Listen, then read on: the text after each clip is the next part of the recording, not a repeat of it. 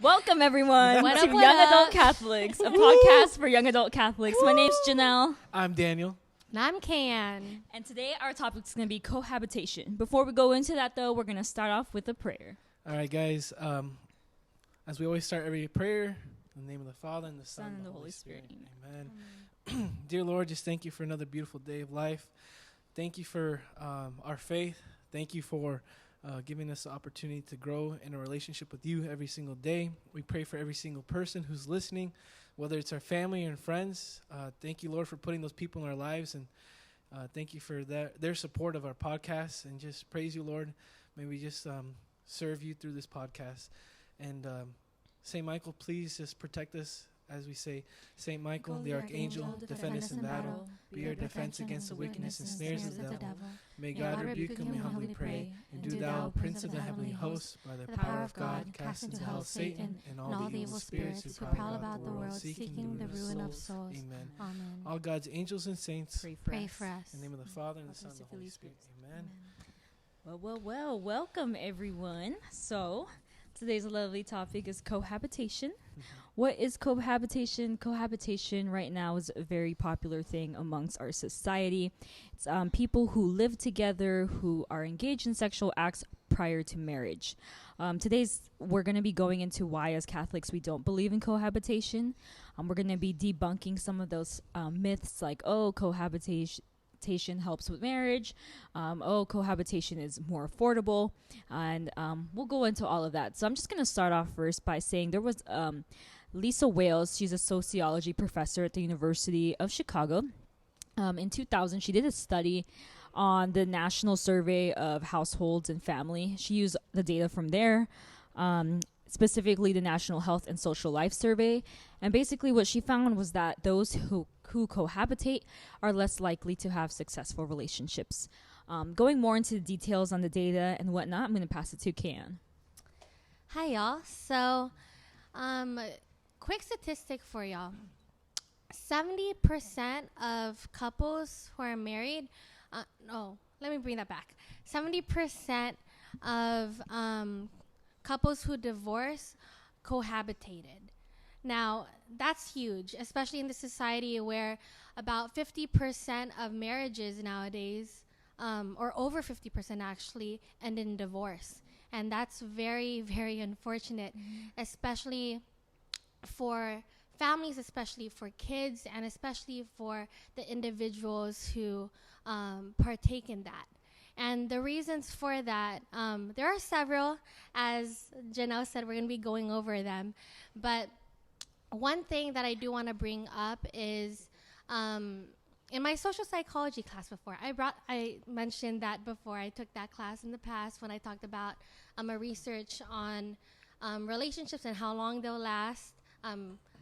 It's called introspection. So again, in my social psychology class, my professor told me about this alarming statistic.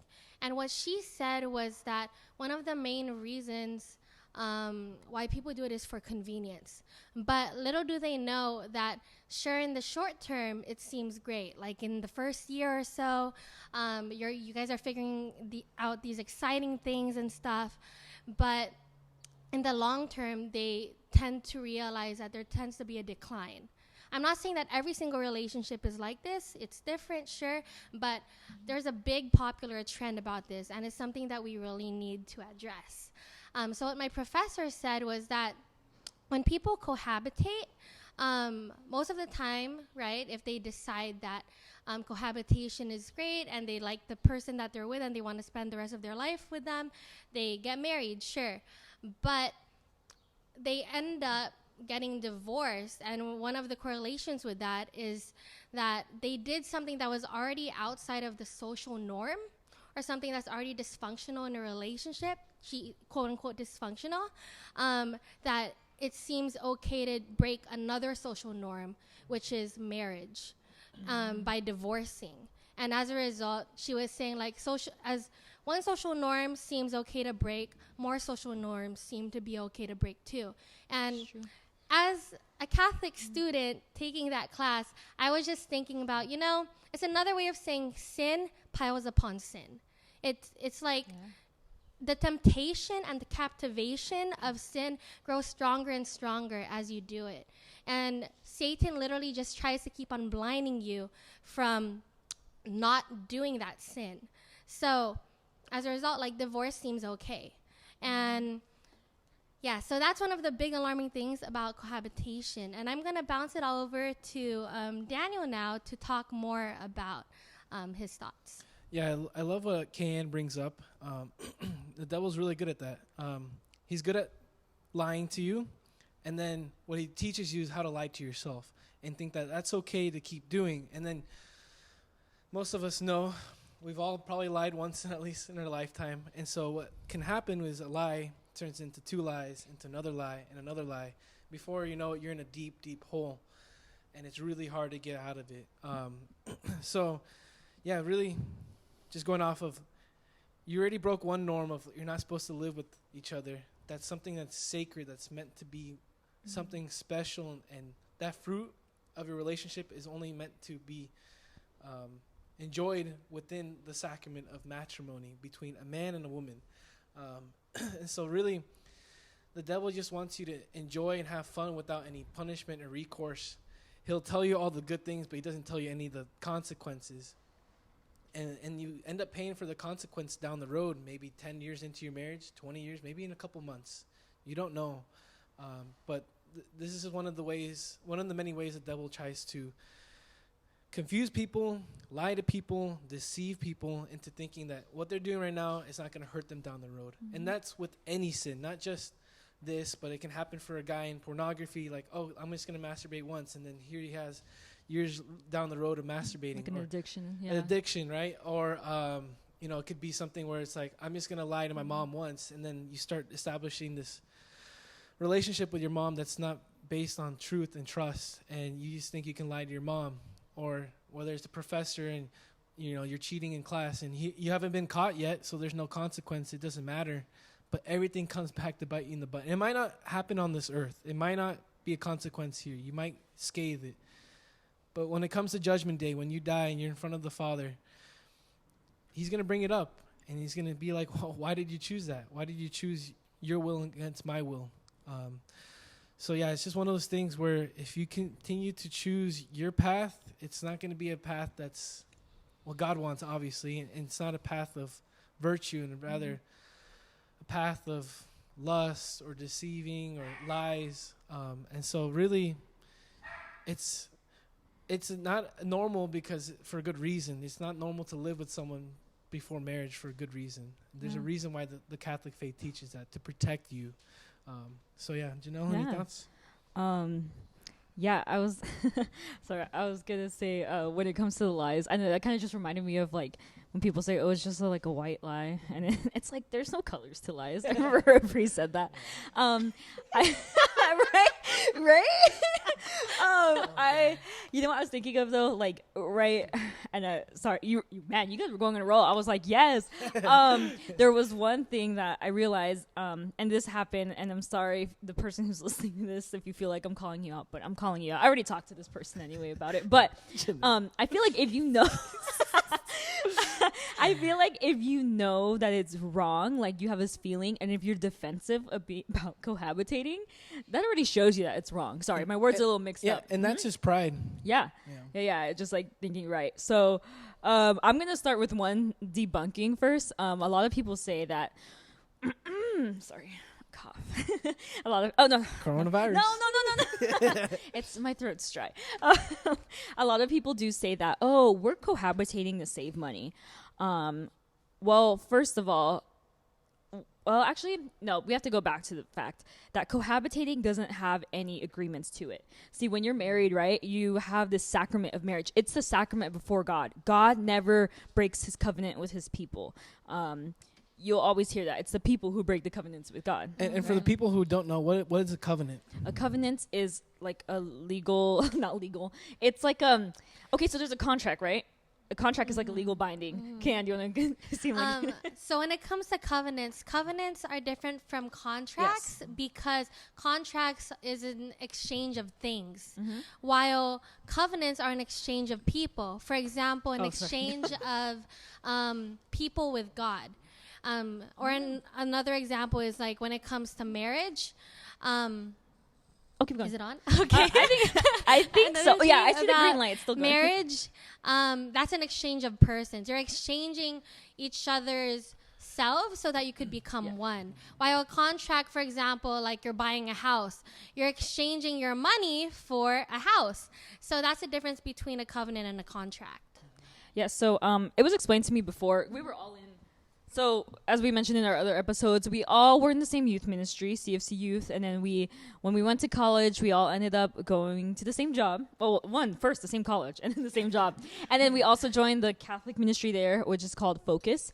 And I remember when my Bible study leader, Malia, shout out to you, you rock. When she was explaining, the covenant, that's what they did in the old times, the marriage. Actually, maybe it was my other one. Okay, sorry. It's my other. Shout out to them as well. Shout out to everyone at Focus. Shout out to you guys. You guys help so much. Catholic. Yes. Oh yes, Titan Catholic. I don't know if there's a symbol for it. Our thing was like the elephant. We're elephants. Kofi the Titan. Woo. So they were explaining like how before in marriage, like there's a reason why when you go to like a wedding ceremony, and if you haven't. I'm sorry, but when you go to a marriage ceremony, there's two sides, right? The groom side and the bride side. And so this is related to back in the days when there would be a covenant between people, is that, it would be one tribe with another, and they would go upon the altar, and that's where they exchange the covenant. And I think we have a guest speaker who wants to say anything about that. We have a religious studies major over here who wants to comment. You can. OJ, a.k.a. OJ. Janelle's. He's behind the scene right now. Oscar Thank you for helping us out. Yes. Anyway, so going on to that, basically it's a covenant, right? An exchange of people, which is what Kayan said. So when it comes to marriage, that's a covenant. That's a sacrament. And when you have, that's my home phone, when you have cohabitation, there is no contract in that. There's no covenant in that, which means you can break it at any time. So let's start off with the financial one. That's the one I'm going to talk about is, when it comes to financial, people say, oh, it saves money and whatnot. But at the same time, people in the relationship don't really have a responsibility to stay in that because there's no sacrament, there's no covenant involved. So if they wanted to, they could say, you know what, this is getting too expensive, let's leave. And not only that, what I read was, are you really going to save just for a short time and ruin what should be a lifetime, which is your vocation, which is marriage? Like, are you really saving in the end, saving money when you're losing your vocation, when you're losing that marriage? Yeah.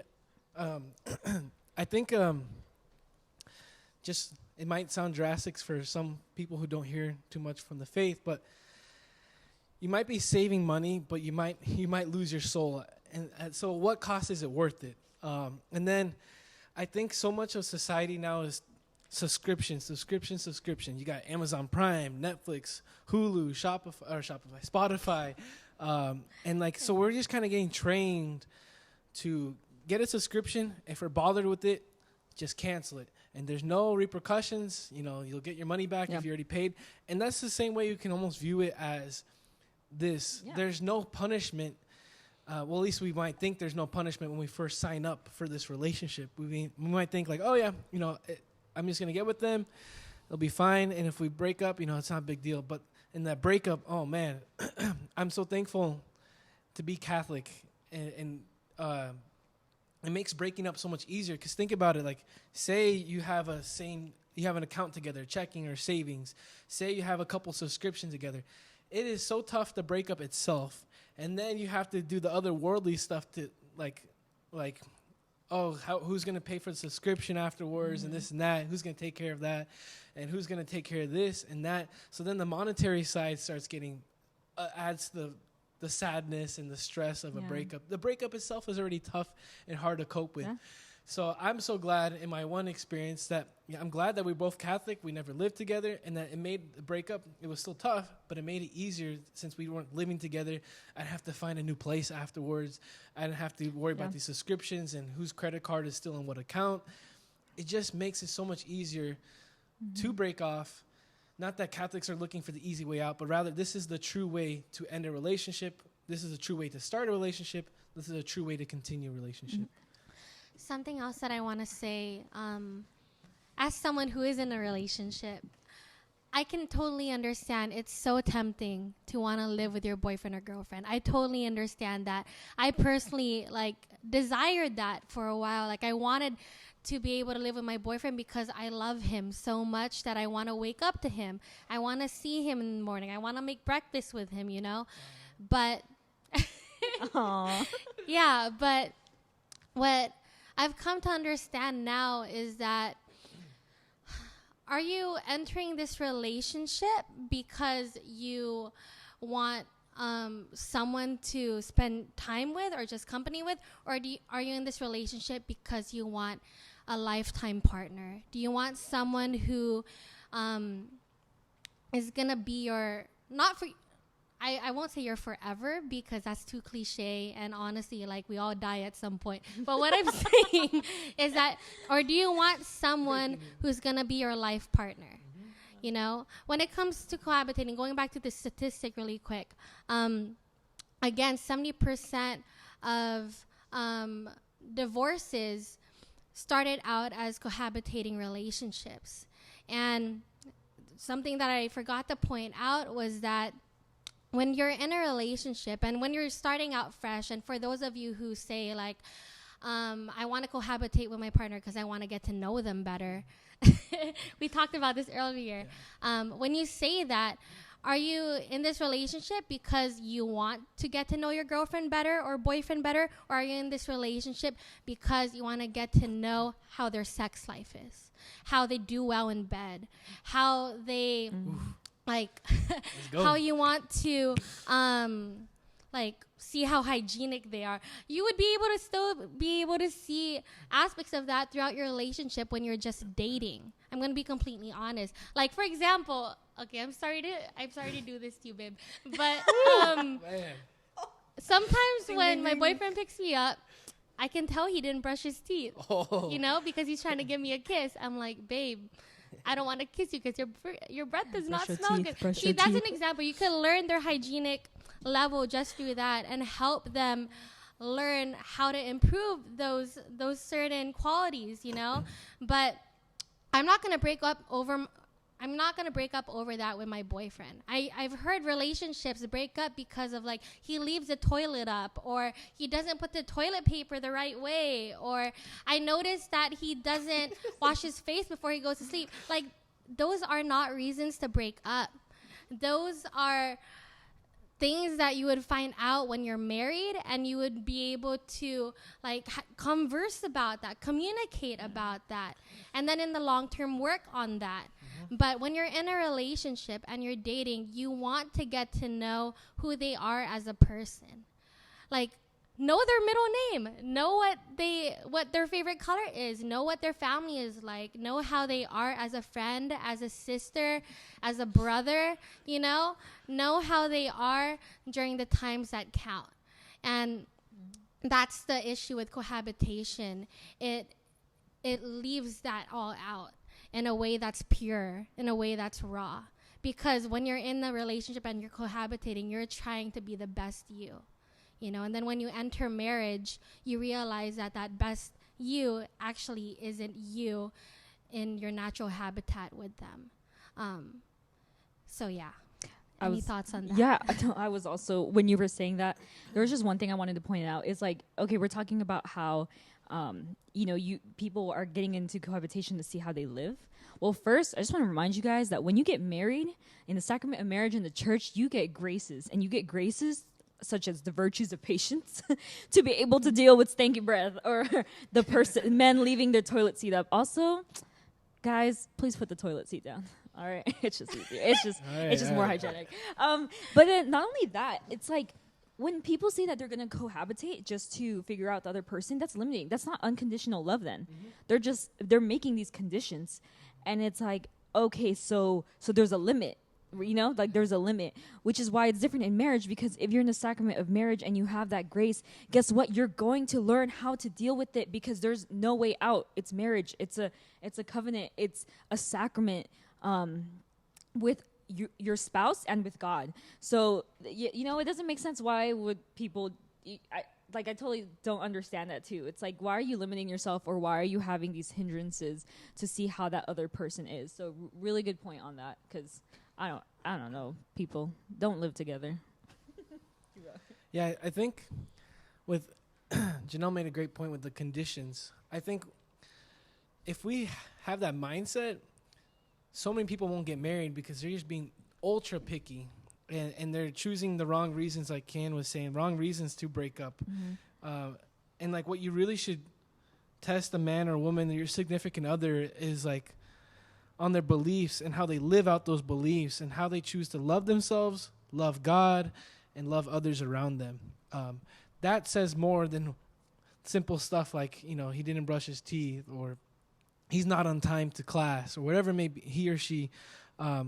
Those are the things that really you should be studying and like watching your significant other. And then also the times where like they fail and you give them criticism, and how do they respond to that? You know, they take your criticism and they make effort to change, or they continue to fall back into the same habitual things that they're doing, addictions, shortcomings, whatever it may be. Those are the things that you should be paying attention in your future spouse, not the little petty things, because those are the things that God will let you get through the graces of matrimony. I think the beautiful thing that the devil loves to distort, he's the greatest distorter, is we want the human world, humans in this world want what God only can give, but we try to do it ourselves. Yeah.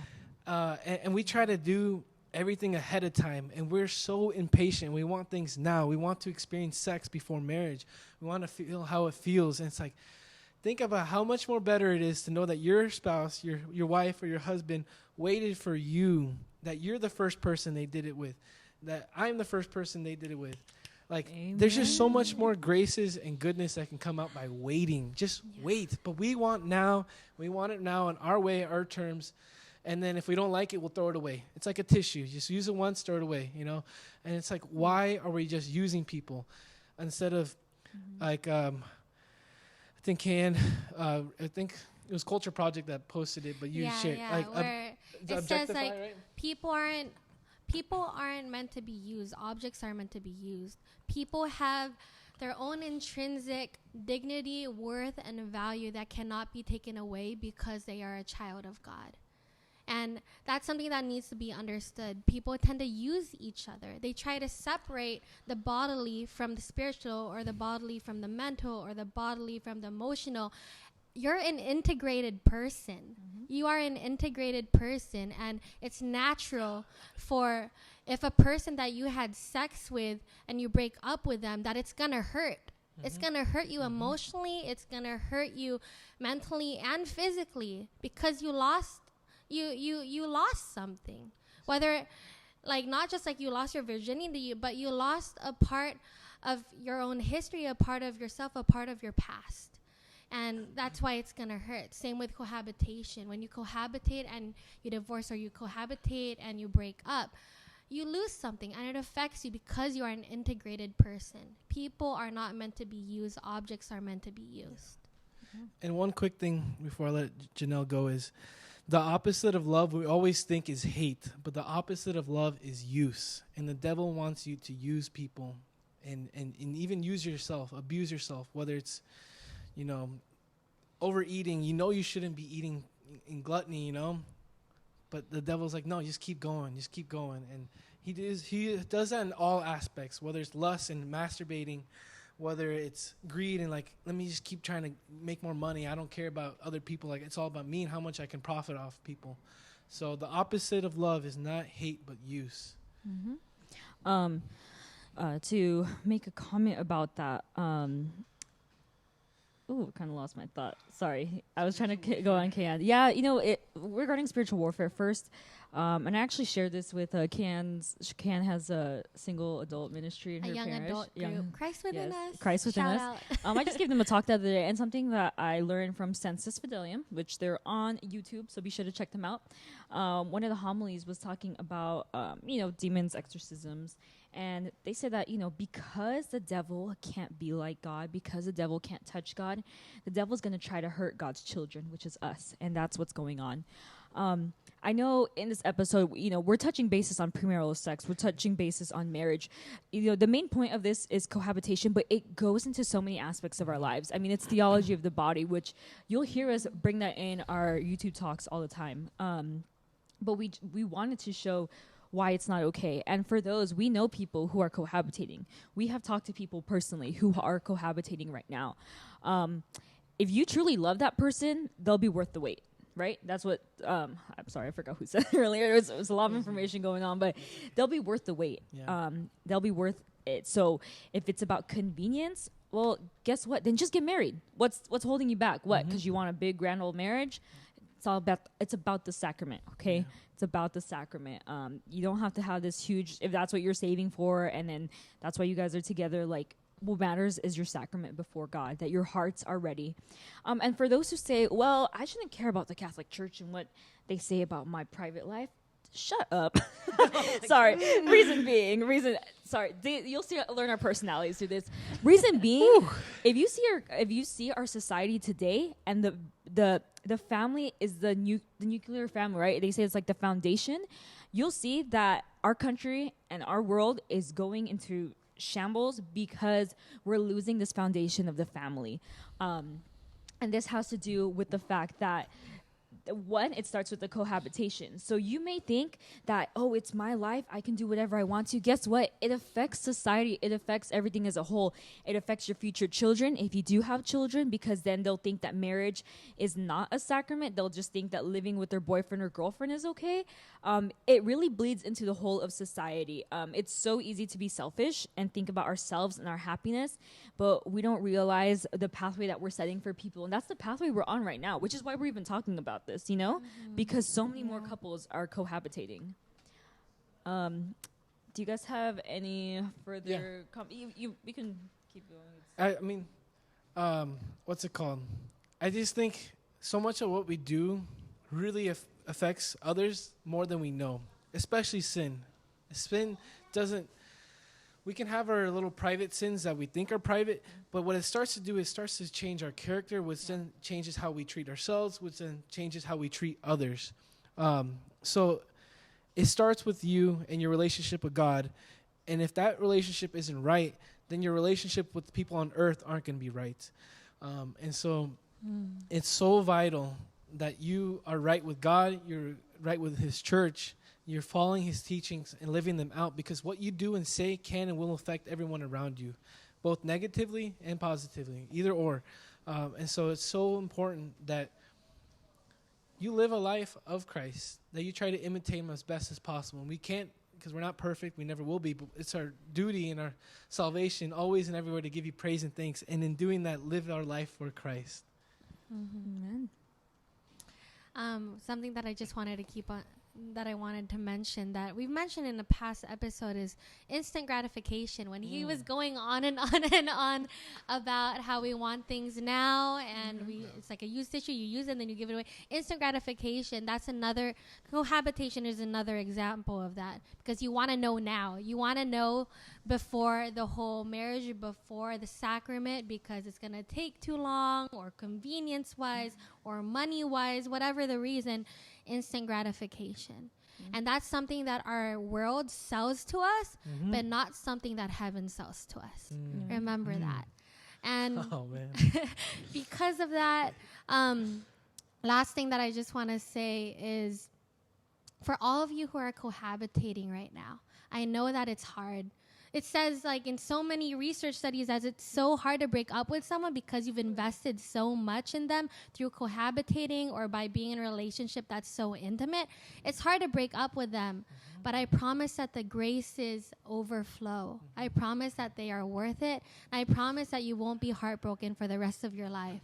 It seems that way the minute that you do it, or for like the first year or 2 years or however long, but it'll be worth it in the long run. And if someone is truly worth it, they will be worth the wait. So before Daniel closes, I just want to say that if you want, we're going to be expanding more on a lot of the topics that we mentioned in this podcast. If you want to comment, say anything, just feel free to do so below. But I'm going to pass it to Daniel to wrap us up and close us off. Yeah, just to finish off with Kian's last comments, I just think in the moment things don't seem like they make sense. They hurt a lot if you guys break up, but in the long run, we got to think investment. We're saving for heaven.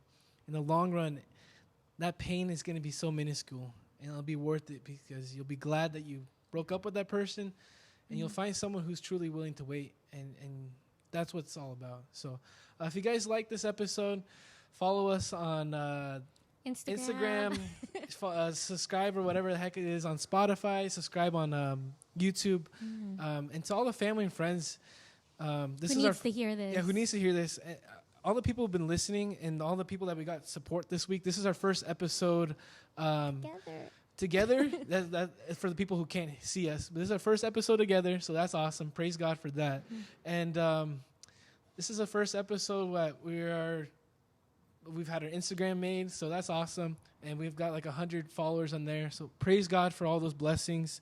Thank you to all the family and friends who are listening to this at home or in the car, you're on the way to work. Thank you for all the positive feedback. I know I've got positive feedback. Kian, Janelle. Thank you for interacting with Janelle through her polls on Instagram. We really appreciate it. And like Janelle said, if there's any questions or comments, something you want us to delve into in the next episode, let us know. We're always available. So for that, we'll just end off this episode with another St. Michael because we truly need him, as we say. In the name of the Father, and Son, and Holy Spirit. Amen. St. Michael, the Archangel, defend us in battle. Be our defense against the wickedness and snares of the devil.